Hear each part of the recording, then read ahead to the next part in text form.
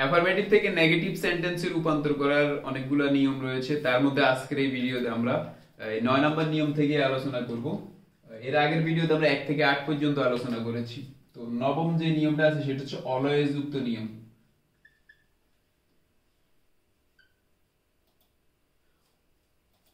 Always এর পরে যেই ভার্ব থাকবে অথবা অ্যাডজেক্টিভ থাকবে সেটাকে নেগেটিভ করার জন্য অলওয়েজ এর পরিবর্তে নেভার দিতে হবে। আর এইখানে যেই অ্যাডজেক্টিভ বা ভার্ব থাকবে সেটার বিপরীত শব্দটা বসাইতে হবে, বিপরীত শব্দ। অর্থাৎ অলওয়েজ যুক্ত কোনো অ্যাফার্মেটিভ সেন্টেন্সকে যখন আমরা নেগেটিভ সেন্টেন্সে রূপান্তর করব তখন এই সেন্টেন্সটাকে নেগেটিভ করার জন্য অলওয়েজ এর পরিবর্তে দিতে হবে নেভার, আর অলওয়েজ এর পরিবর্তে পরে যেই ভার্বটা থাকবে অথবা অ্যাডজেক্টিভ থাকবে সেটার বিপরীত শব্দ বসাইতে হবে। তো একটা সেন্টেন্স লিখি তাহলে এটা ক্লিয়ার হয়ে যাবে।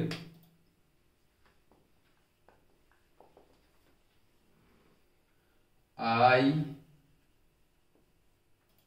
always remember him.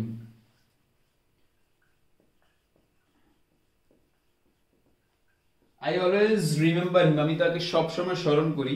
এই সেন্টেন্সটার মধ্যে অলওয়েজ রয়েছে এবং অলওয়েজ এর পরে একটা ভার্ব আছে, রিমেম্বার হচ্ছে একটা ভার্ব। তো এই সেন্টেন্সটাকে আমরা এখন কি করব, এটাকে এখন আমরা নেগেটিভ সেন্টেন্সে রূপান্তর করব। তো অলওয়েজ যুক্ত কোনো সেন্টেন্সকে যখন আমরা নেগেটিভ সেন্টেন্সে রূপান্তর করব তখন অলওয়েজ এর পরে পরিবর্তে দিতে হবে নেভার। আমি দিলাম আই নেভার, অলওয়েজ এর পরিবর্তে দিব নেভার। এইবার এই যে পরে যে শব্দটা আছে রিমেম্বার, এই শব্দের বিপরীত শব্দ লিখতে হবে। তো রিমেম্বার মানে হচ্ছে স্মরণ করা, এটার বিপরীত শব্দ হচ্ছে ভুলে যাওয়া। তো ভুলে যাওয়া ইংরেজিতে ফরগেট, তাহলে আমাদেরকে দিতে হবে ফরগেট। আই নেভার ফরগেট হিম, আমি তাকে কখনোই ভুলে না, মানে সব সময় স্মরণ করি। তাহলে অলওয়েজ যুক্ত সেন্টেন্সকে যখন আমরা বিপরীত মানে নেগেটিভ সেন্টেন্স লিখব তখন অলওয়েজ এর পরিবর্তে দিতে হবে নেভার। যেমন আই অলওয়েজ রিমেম্বার হিম, এখানে অলওয়েজ এর পরিবর্তে আমি দিয়েছি নেভার। আর পরে যে শব্দটা আছে অর্থাৎ ভার্ব থাকুক বা অ্যাডজেক্টিভ থাকুক, যেই শব্দ থাকবে এটার বিপরীত শব্দ লিখতে হবে। এখানে আছে রিমেম্বার, রিমেম্বার মানে হচ্ছে স্মরণ করা, এটার বিপরীত শব্দ হচ্ছে ফরগেট, মানে কি ভুলে যাওয়া। তাহলে আই অলওয়েজ রিমেম্বার হিম, আমি তাকে সবসময় স্মরণ করি, এটার বিপরীত শব্দ হচ্ছে নেভার ফরগেট হিম, আমি তাকে কখনোই ভুলি না। অলওয়েজ এর পরিবর্তে দিতে হবে নেভার, আর যেই শব্দ থাকবে সেটার বিপরীত শব্দ। এই জন্য আমাদেরকে অনেকগুলো বিপরীত শব্দ মুখস্থ করতে হবে, সেটা আমি লেকচার শিটে দিয়ে দিব। তো I always remember him, I never forget him. আশা করি অলওয়েজ যুক্ত এই নিয়মটা তোমরা সবাই বুঝতে পেরেছো। এবার আলোচনা করব আমরা 10 নাম্বার নিয়ম নিয়ে।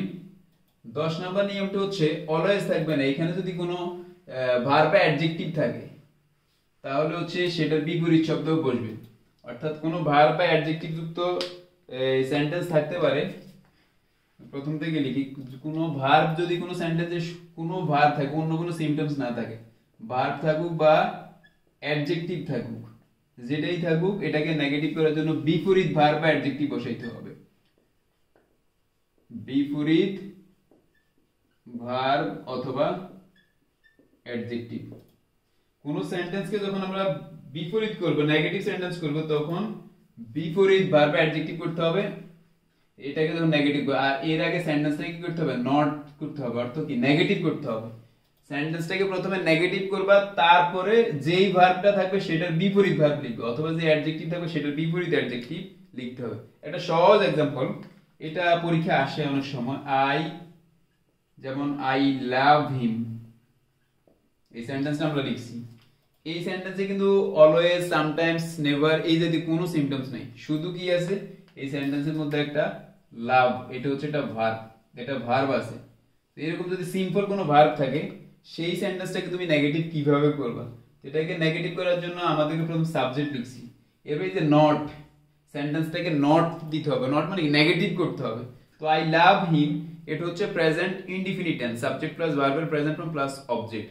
প্রেজেন্ট ইনডিফিনিট টেন্স যুক্ত সেন্টেন্সকে নেগেটিভ করার জন্য অক্সিলারি ভার্ব দিতে হবে ডু নট অথবা ডাজ নট। আই এর সাথে বসবে ডু নট, আর যদি হি থাকতো তাহলে বসতো ডাজ নট। তাহলে নট দিয়েছি মানে কি, এটা আই নট দিলে তো আর হবে না, আই ডু নট দিতে হবে, সেন্টেন্সটাকে স্ট্রাকচার অনুযায়ী করতে হবে। আই ডু নট, এবার লাভ আছে, লাভ মানে ভালোবাসা, এটার বিপরীত শব্দ কি? বিপরীত শব্দ হচ্ছে হেট। আই ডু নট হেট হিম, মানে কি আমি তাকে ঘৃণা করি না। তাহলে কোনো একটা ভার্ব বা অ্যাডজেক্টিভ যুক্ত শব্দকে, সেন্টেন্সকে যখন আমরা নেগেটিভ করব তখন সেন্টেন্সটাকে নট দিতে হবে, মানে বিপরীত করতে হবে, নেগেটিভ করতে হবে।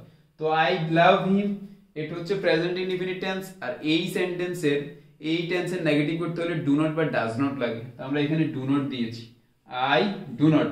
এবার লাভের বিপরীত শব্দ হচ্ছে হেট। আই ডু নট হেট হিম, অর্থাৎ আই লাভ হিম, আমি তাকে ভালোবাসি। আই ডু নট হেট হিম মানে আমি তাকে ঘৃণা করি না, একই কথা। তাহলে নিয়মটা আশা করি তোমরা বুঝতে পেরেছো।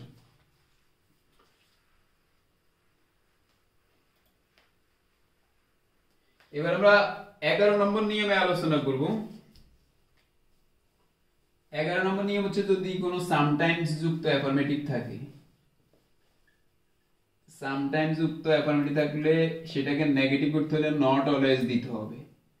নট অলওয়েজ, কোনো অ্যাফার্মেটিভ সেন্টেন্সে যদি সামটাইমস থাকে তাহলে সেটাকে নেগেটিভ করার জন্য সামটাইমস এর পরিবর্তে নট অলওয়েজ দিতে হবে। যেমন দেখো, I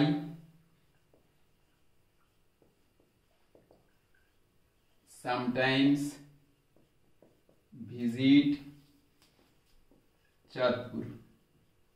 I sometimes visit Chandpur, আমি মাঝে মাঝে চাঁদপুর ভ্রমণ করি। এই সেন্টেন্সের মধ্যে সামটাইমস আছে। তো কোনো অ্যাফার্মেটিভ সেন্টেন্সে যদি সামটাইমস থাকে তাহলে সেই অ্যাফার্মেটিভ সেন্টেন্সটিকে নেগেটিভ সেন্টেন্সে রূপান্তর করার জন্য নট অলওয়েজ দিতে হবে। নট অলওয়েজ মানে কি? সেন্টেন্সটাকে নট মানে নেগেটিভ করতে হবে। তুমি তো ডাইরেক্ট এখানে I not always visit Chandpur দিলে হবে না, সেন্টেন্সটাকে তোমাকে ফার্স্টে নেগেটিভ করতে হবে।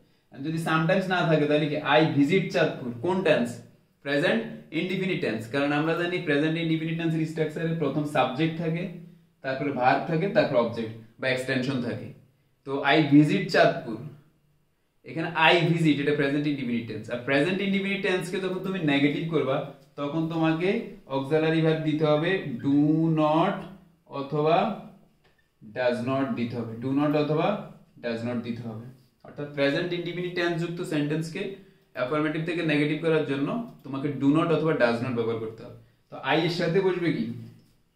ডু নট, আর হি থার্ড পারসন সিঙ্গুলার সাথে ডাজ নট। তো নট মানে আমরা এটাকে নেগেটিভ করেছি, তো আই ডু নট। এবার সামটাইমস এর পরিবর্তে always, I do not always visit Chandpur. দেখো কত সুন্দরভাবে আমি সেন্টেন্সটাকে করে বলছি যে আই সামটাইমস ভিজিট চাঁদপুর, এই সেন্টেন্সে সামটাইমস আছে। আর আমরা নিয়ে বসছি কোনো অ্যাফার্মেটিভ সেন্টেন্স যদি সামটাইমস থাকে সেটাকে নেগেটিভ করার জন্য নট অলওয়েজ দিতে হবে। কোনো অ্যাফার্মেটিভ সেন্টেন্সে যদি সামটাইমস থাকে তাহলে সেটাকে নেগেটিভ করার জন্য নট অলওয়েজ দিতে হবে। তো আই সামটাইমস ভিজিট চাঁদপুর, এখানে সামটাইমস আছে, সামটাইমস এর পরিবর্তে আমরা নট দিয়েছি, অর্থাৎ সেন্টেন্সটাকে প্রথমে নেগেটিভ করেছি। আই ডু নট, এবার সামটাইমস এর পরিবর্তে দিয়েছি অলওয়েজ। প্রথমে নট দিবা মানে নেগেটিভ করবা, তাহলে প্রথমে এটাকে নেগেটিভ করতে হবে। যেহেতু অলওয়েজ বা সামটাইমস এগুলো প্রেজেন্ট ইনডিফিনিট টেন্সেই বসে, তার মানে হয় ডু নট বসবে না হলে ডাজ নট। হি থাকলে ডাজ নট, আই থাকলে do not. I do not, এবার অলওয়েজ ভিজিট চাঁদপুর, আমি সব সময় চাঁদপুর ভ্রমণ করি না, মানে কি আমি মাঝে মাঝে চাঁদপুর ভ্রমণ করি, একই কথা। তাহলে এটা হচ্ছে আমরা অ্যাফার্মেটিভ থেকে নেগেটিভের 11 নম্বর নিয়ম নিয়ে আলোচনা করেছি। এখন আমরা আলোচনা করব 12 নম্বর নিয়মটা নিয়ে।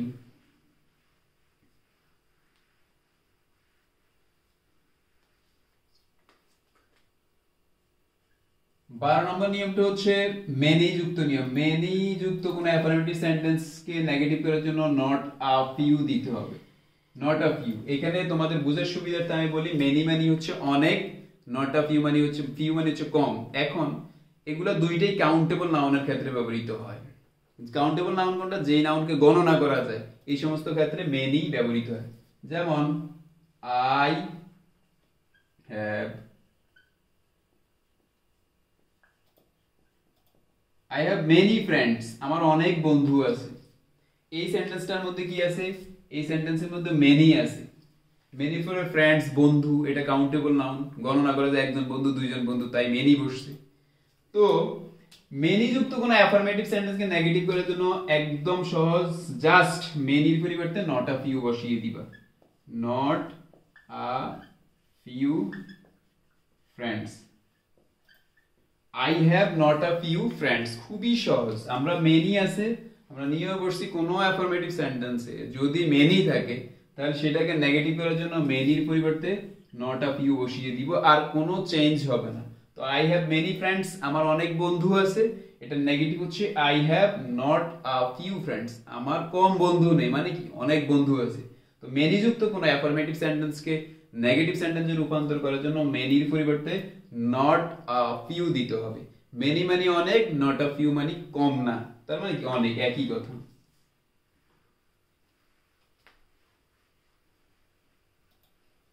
এইবার মেনি তো কাউন্টেবলের ক্ষেত্রে ব্যবহার হয়, আর আনকাউন্টেবলের ক্ষেত্রে কি ব্যবহার হয়? আনকাউন্টেবল মানে যেটা গণনা করা যায় না, সেই ক্ষেত্রে ব্যবহার হবে মাস। মাস মানিও অনেক, মেনি মানিও অনেক, কিন্তু মেনি ব্যবহার হবে কাউন্টেবল ক্ষেত্রে, মাস ব্যবহার হবে আনকাউন্টেবল। নট আ লিটল, কোনো অ্যাফার্মেটিভ সেন্টেন্সে যদি মাস থাকে সেটাকে নেগেটিভ করার জন্য মাসের পরিবর্তে নট আ লিটল দিতে হবে। যেমন there is much water in this bottle, there is much water in this bottle, এই বোতলে অনেক পানি আছে। এই সেন্টেন্সের মধ্যে মাস আছে, মাস মানে কি অনেক, মেনি মানেও অনেক, মাস মানেও অনেক। মেনি ব্যবহৃত হবে কাউন্টেবল নাউনের ক্ষেত্রে, মাস ব্যবহার হবে আনকাউন্টেবল নাউনের ক্ষেত্রে। তো এখানে ওয়াটার পানি, এটাকে কিন্তু গণনা করা যায় না, এই জন্য এক্ষেত্রে মাস ব্যবহার হয়েছে। তো এই সেন্টেন্সকে আমরা নেগেটিভ করার জন্য দেয়ার ইজ, মাছের পরিবর্তে কি ছিল? Not a little, not a little, there is not a little water in this বোতল, there is not a little water in this বোতল। অর্থাৎ মাস আছে, এই মাস যুক্ত কোনো অ্যাফার্মেটিভ সেন্টেন্সকে নেগেটিভ করার জন্য মাসের পরিবর্তে নট আ লিটল দিতে হবে। তাহলে there is much water in this বোতল, এটা নেগেটিভ হচ্ছে there is not a little water in this বোতল, এই বোতলে কম পানি নেই, মানে কি অনেক পানি আছে। তাহলে মাস যুক্ত কোনো অ্যাফার্মেটিভ সেন্টেন্সকে নেগেটিভ সেন্টেন্সে রূপান্তর করার জন্য নট আ লিটল দিতে হবে, মাসের পরিবর্তে নট আ লিটল দিতে হবে। কোনো অ্যাফার্মেটিভ সেন্টেন্সে যদি মাস থাকে সেটাকে নেগেটিভ করার জন্য মাসের পরিবর্তে নট আ লিটল ব্যবহৃত হবে। যেমন there is much water in this বোতল, এই বোতলে অনেক পানি আছে, এখানে মাস আছে, মাসকে নেগেটিভ করার জন্য মাসের পরিবর্তে নট আ লিটল দিতে হবে। তো আমরা দিয়েছি there is much water in this বোতল, there is not a little water in this বোতল। এই হচ্ছে অ্যাফার্মেটিভ সেন্টেন্স থেকে নেগেটিভ সেন্টেন্স নিয়ে টোটাল 13টা রুলস নিয়ে আমরা আলোচনা করেছি। আশা করি প্রত্যেকটা রুলস তোমরা ভালোভাবে বুঝতে পেরেছো। প্রত্যেকটা রুলস নিয়ে প্র্যাকটিস করতে হবে, তাহলে তোমরা অ্যাফার্মেটিভ সেন্টেন্স থেকে নেগেটিভ হোক অথবা নেগেটিভ সেন্টেন্স নিয়ে অ্যাফার্মেটিভ হোক, যেভাবে প্রশ্ন আসুক তোমরা সবাই ভালোভাবে বুঝতে পারবে। তাহলে আজকের ভিডিওটি এই পর্যন্তই, আমরা দেখা হচ্ছে পরের ভিডিওতে, দেখা হচ্ছে তোমাদের সাথে পরের ভিডিওতে। আল্লাহ হাফেজ।